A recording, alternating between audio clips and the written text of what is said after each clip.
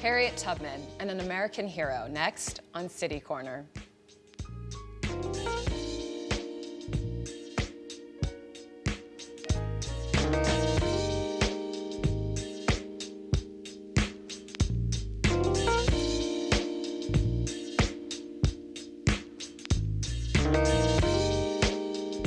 Do my best in every single way.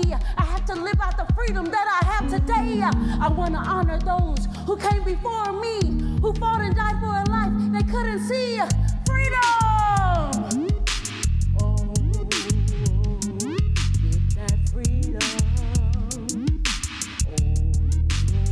Oh, freedom! Freedom! Oh, get that freedom. Harriet Tubman worked hard and slaved. Her life, her time was stolen. No rights and no pay, but she refused to be a victim and laid down her life. Burning deep within, she heard a voice, and she knew it was right. It said, freedom. I'll do whatever it takes to get my freedom. Hi, I'm Sarah Thompson, and welcome to City Corner. You have just seen a clip of performing artist Glynnis Brooks in her performance and in her work called Harriet Tubman, an American hero. And I have the pleasure of being joined by her here today in studio. We're going to talk about Harriet Tubman. Thank you for being here. We're going to talk about your work, talk about Harriet Tubman. It seems like with the film recently coming out, this is just the right opportunity to really delve into talking about her. So thank you for being with us today. You're welcome, Sarah. It's good to be here. Yeah, we've got some great clips. We're going to kind of come back and forth to the clips, but tell me about with the show. I mean, let's start things off. What do you love about Harriet Tubman? So much to love, right? Yes. What do you love about her and the role that she played in American history? All right, sure. I loved her passion about being free, not just for herself, to express herself fully and live and exist wholly as a human being, but for all people. And so she was on fire to make sure that all people were treated with righteousness and justly. And when we hear her story, we've got some photos of her that reflect just her years, and we can put those up. What do you think people sort of get wrong and right about her story and her role in history? Okay, well, I think one of the things that people get right is that she definitely was one of the main leaders and workers of the Underground Railroad. In other words, she was a conductor. So she was one of the people who helped to free others continuously.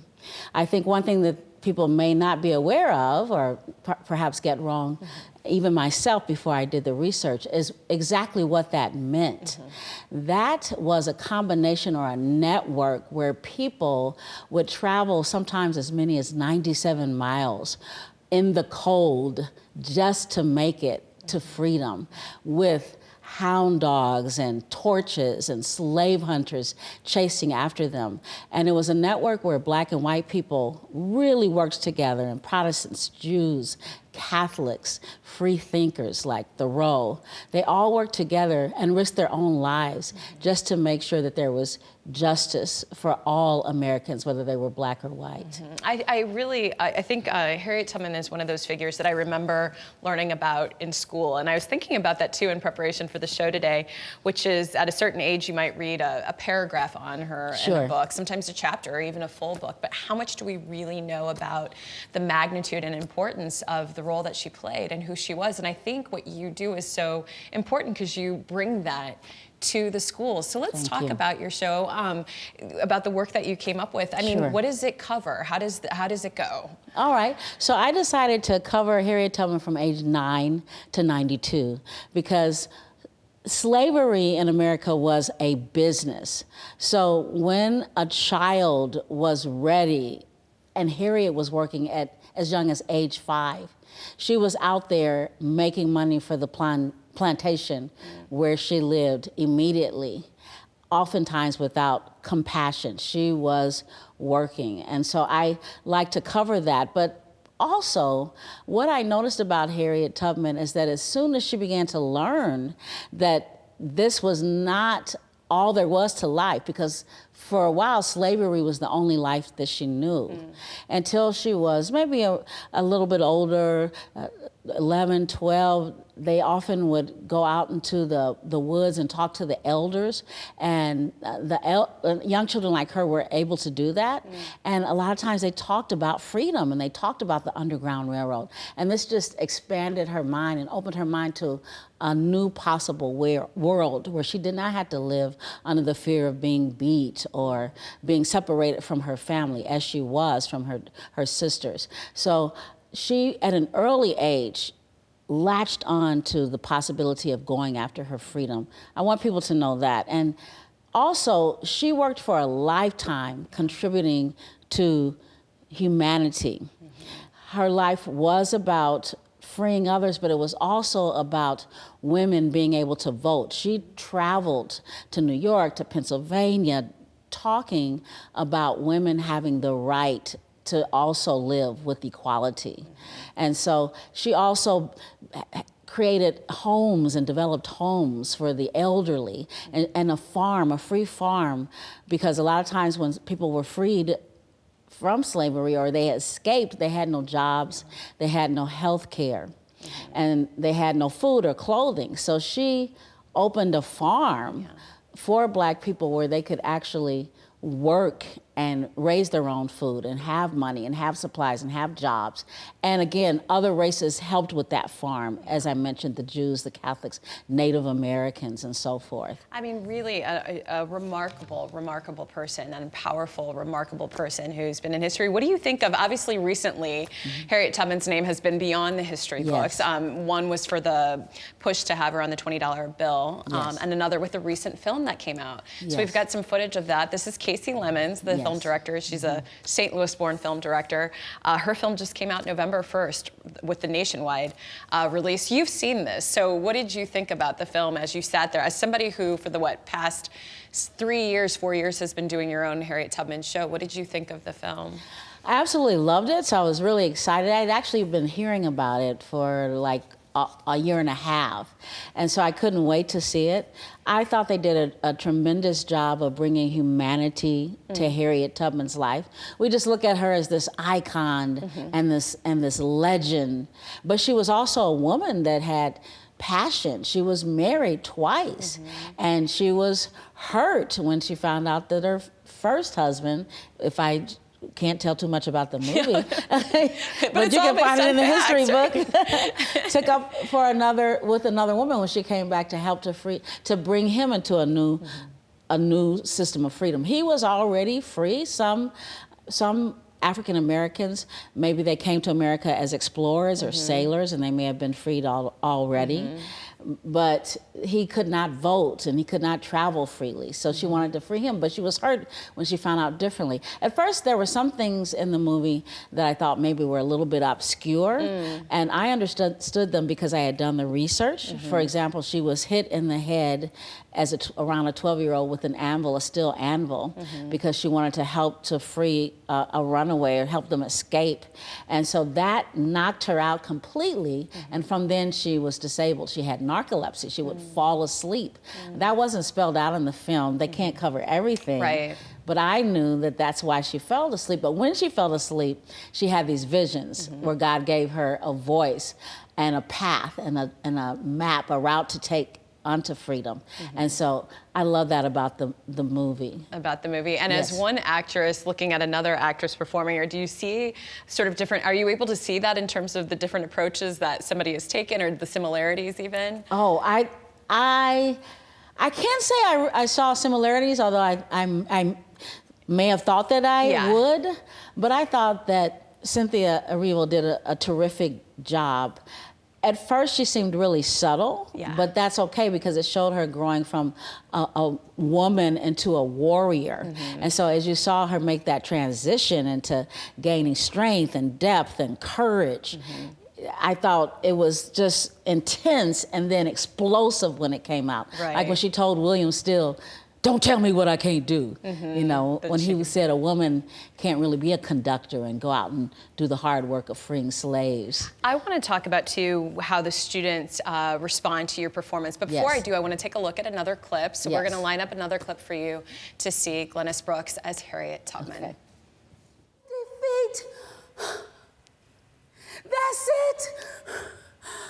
The Mason-Dixon line. One step from treachery into freedom.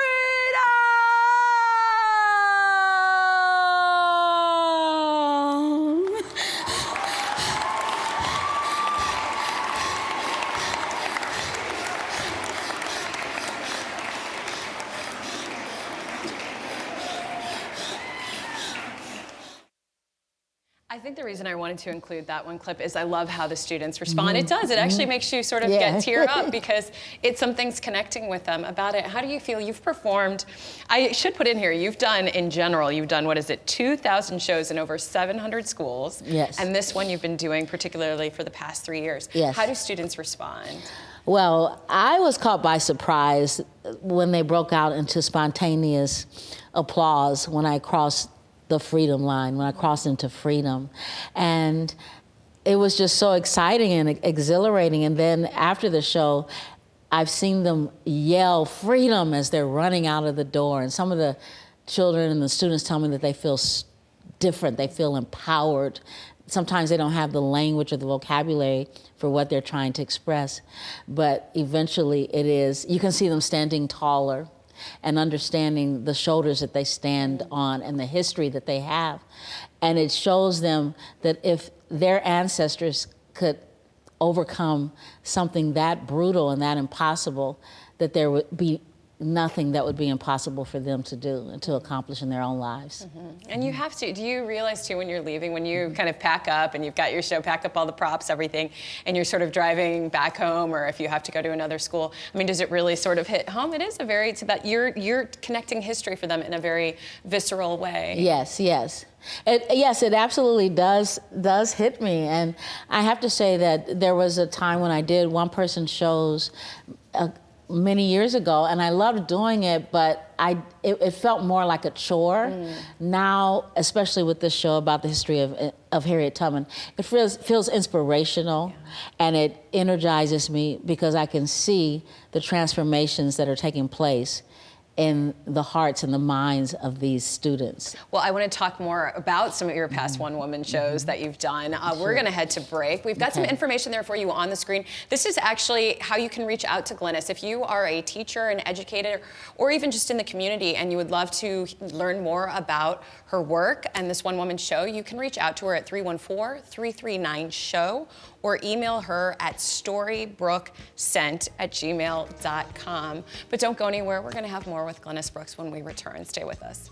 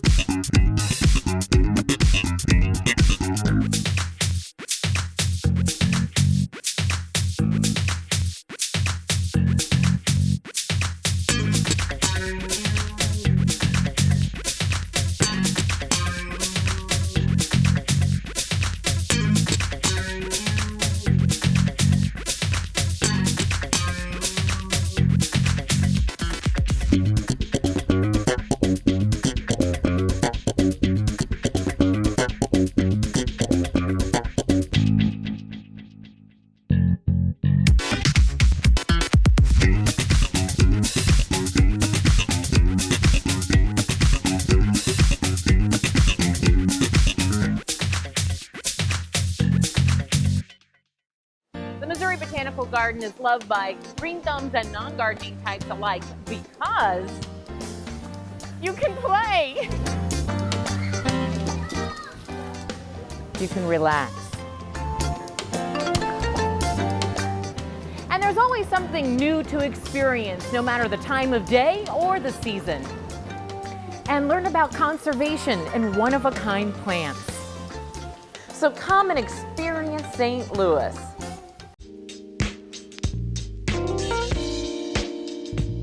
Made 19 trips secretly to free slaves. Is that true, Harriet Tubman? Oh, yes. I freed about 300. We need trustworthy and loyal people like you, Harriet Tubman. Would you be willing to come as a spy and work for the Union Army? We need to find out what the Confederates are doing. Why, yes, I would be proud, Colonel Shaw. Now, I too should tell you, Harriet Tubman, that it is dangerous work. And all over town, they are holding meetings to figure out how to capture you. They say that the slaves are disappearing from their plantations. Pretty soon, there will be no one to do their work.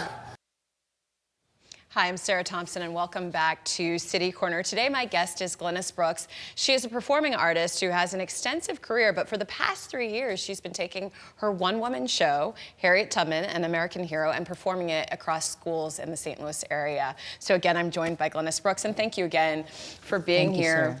I know you were going to add something to talking about from the first segment about the students and just their response to the show, to the show. Yes.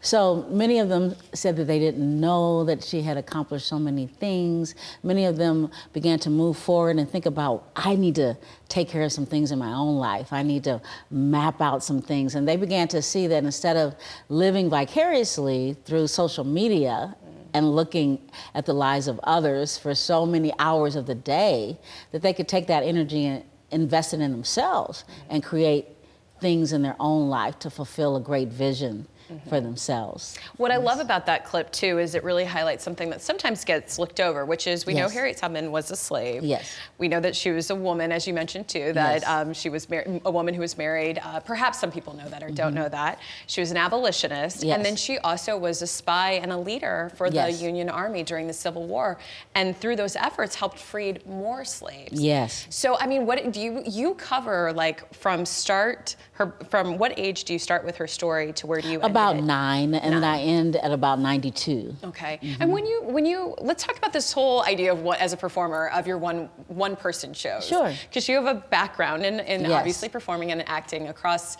different genres. Yes. And we've got some photos showing you from the past. What drew you to then now switch gears to doing Harriet Tubman as a one-woman show?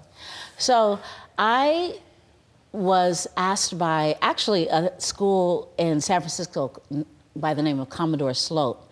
They began to bring me each year and they asked me, can you create something new for Black History Month? And so I began to research and I learned about the porters, the history of the porters who were striking, the Black porters actually, and I was gonna do something around that story, but then I started looking at Harriet Tubman and I thought, well, everybody knows who she is, but when I began to read her story, I just could not believe the things that she actually survived in order to get to freedom.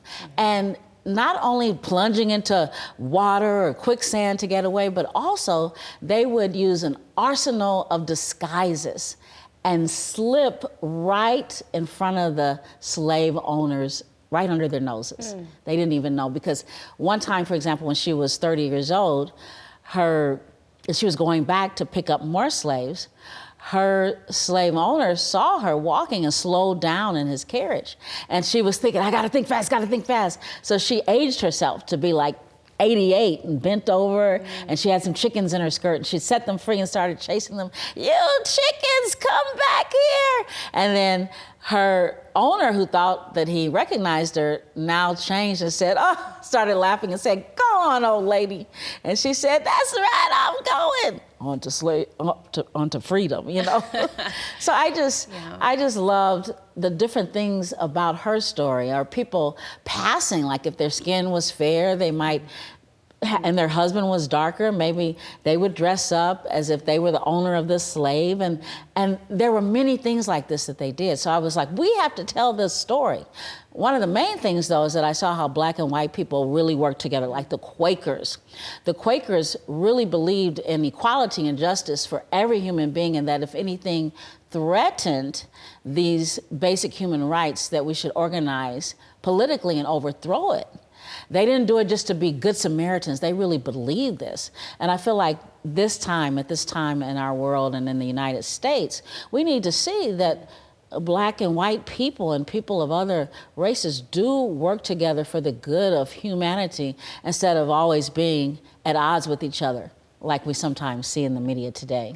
I know that we have sitting here in studio a book that you have on Harriet Tubman. I mean, when you did all your research for this, and I want to talk about more of the creative process as a writer, for you as really a playwright, and as an actor. I mean, you have so much information, but you've got to condense it into what's probably a school assembly time period, and you've also got to pick and choose what the students are going to really relate to. I mean, how long did it take you to put this all together? So that's a good question. So I may take like a month or two of researching. I may research on the internet. I may read books like Catherine Clinton's Harriet Tubman book.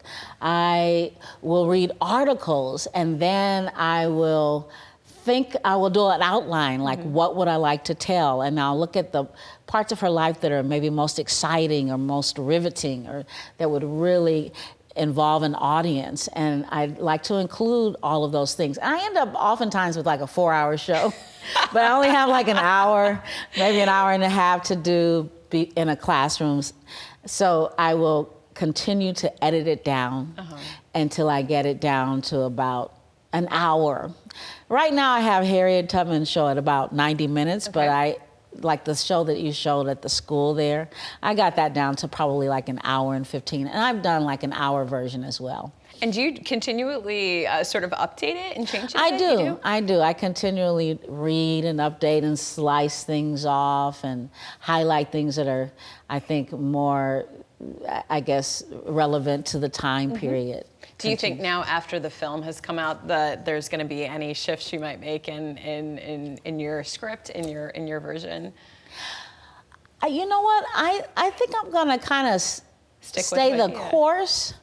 I definitely see some similarities, but one of the things that I saw in Cynthia Erivo's, one of her interviews, is that she said, you know, we have many versions of Winston Churchill or different people in history, and so maybe this movie will open up other stories, other parts of her life that she didn't tell in that movie, because there's only so much you can do in 2 hours. And her life stories are just rich.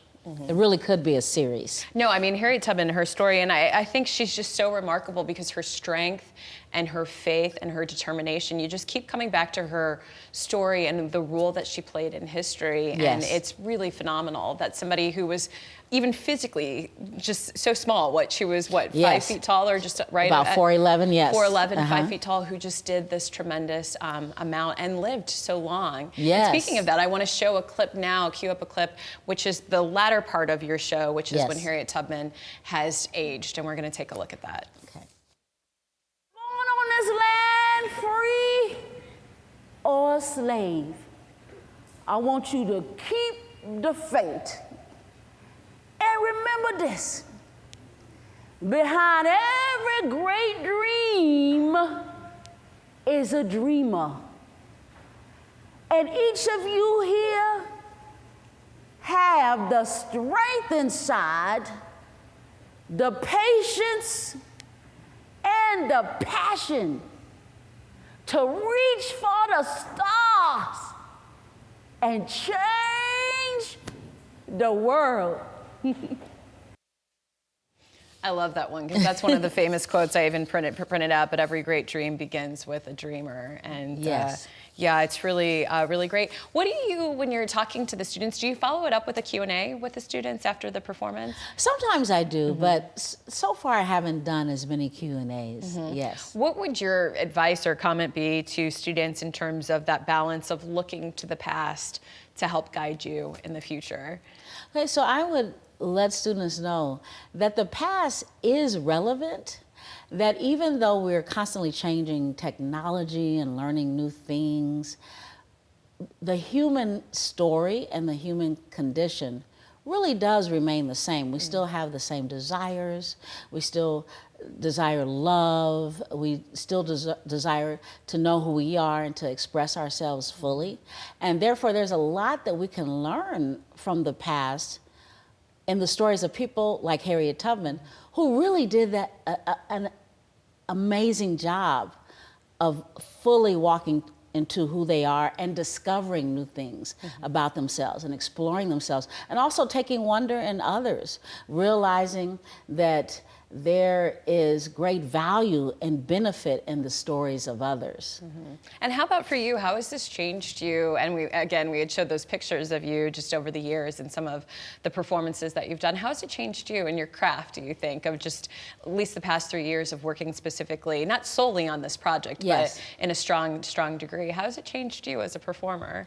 I think as a performer, I am now more observant about human emotion. So a lot of times I think creatively, and I also do stand-up comedy, so a lot of times I look at things with from a comical perspective. And so sometimes I have spent a lot of time creating with my head in the books and researching, and sometimes I've just missed day-to-day human expression. So now, sometimes like in my own life, if I'm getting really emotional about something, I might stop and think, ooh, wow, that's something that I can remember and put in a play or put in a show. Right. Or a lot of times when I see other people or other stories, there's so many great stories on television right now. I really pay attention to how people walk through the different challenges that are presented to them in life, and how they may embrace some things or act like everything is well, or say everything is well, but you can see inside that they're really struggling, how people may deal or react through denial or anger or hurt. And so now I'm just more observant about those around me. And what a great balance. At least you've got the comedy to balance out with some things that are a little bit heavier. But it's really been such a pleasure to have you here. And I appreciate you so much, taking Sarah. the time to be here. And I have some information for you at home on the screen.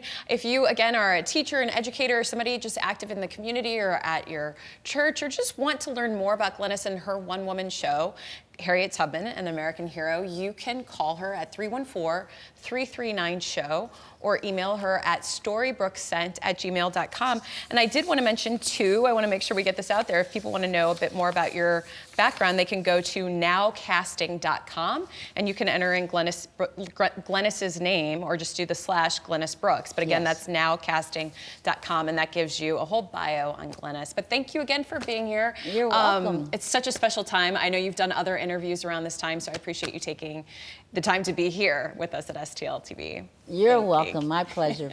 And thank you at home for watching STL TV Experience St. Louis.